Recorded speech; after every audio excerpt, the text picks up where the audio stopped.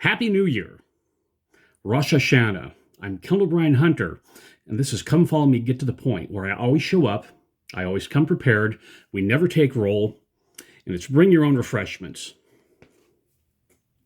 Water.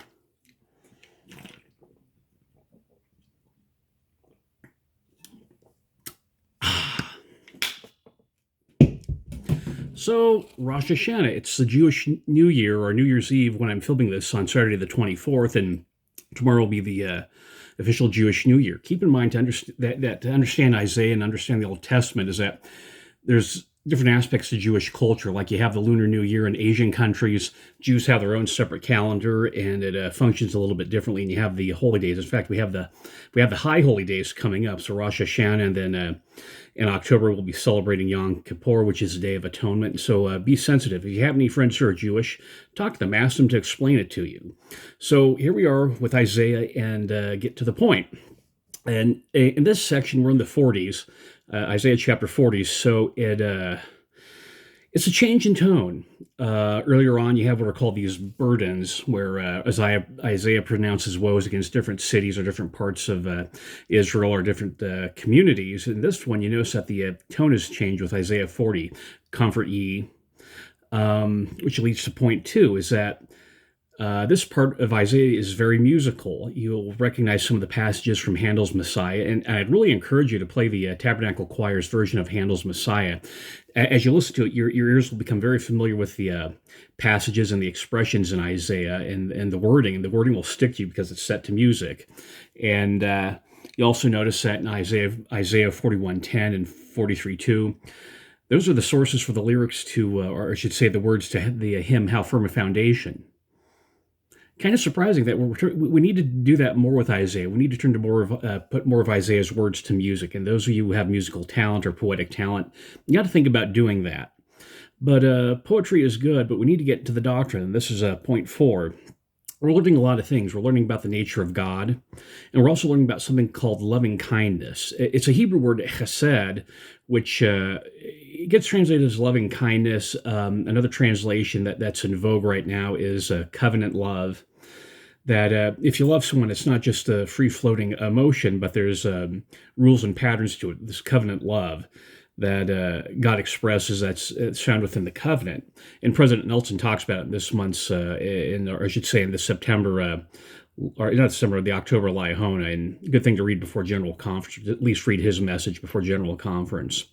The other thing we're learning about is judgment and mercy. This is a merciful section, but some people compartmentalize things. They want justice. Some people want mercy, but we need to understand the interaction between justice and mercy.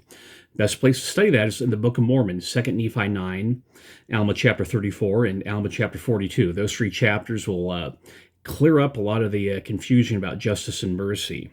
Another thing you may have noticed too is this how, in addition to being very musical, it's tied with the Book of Mormon.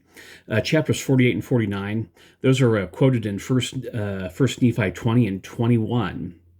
And that's important to know that there's this emphasis from these later passages. There's also a scholarship question too, that scholars say that Isaiah was actually 2 or 3 different people. You have first Isaiah, second Isaiah, third Isaiah, and you understand that that we talked a little bit about this earlier on, is that there's the text that Nephi has about Isaiah is a little bit different than the one we have in the Bible.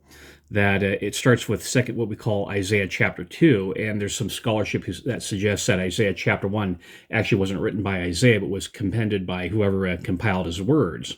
So Nephi just may have had an earlier version, but also that one interesting footnote where one part is in the Old Testament, other parts in the Septuagint, but the Book of Mormon has both parts, and there's kind of those sneaky things in there where the Book of Mormon does stand up to scholarship. But we're getting a little bit off of that this passage in 1 Nephi 21 or Isaiah 49 is that great passage where it talks about God's engravedness upon the palms of his hands.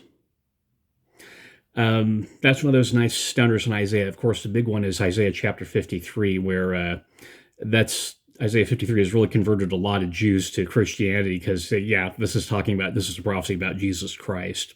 Which brings us to the next point, the Christ quotient. So we talked about the interplay between justice and mercy. And in Philippians chapter 1, Paul makes a comment that some people preach Christ of judgment and anger, and some people preach Christ of love and mercy. That's verses Philippians 1, 15 through 17. And we sometimes do the same thing as people gravitate to the law side of God, the judgments and the doom and the punishments, and people just kind of get off on that. On the other hand, people gravitate towards the love side, where it's just becomes all about maudlin passions, and really where God's not a loving person, God's an enabler. God stands by as an enable us to be sinners, and that's why they so gravitate towards mercy, is they kind of want to put off the doom and not get serious about conforming to Christ.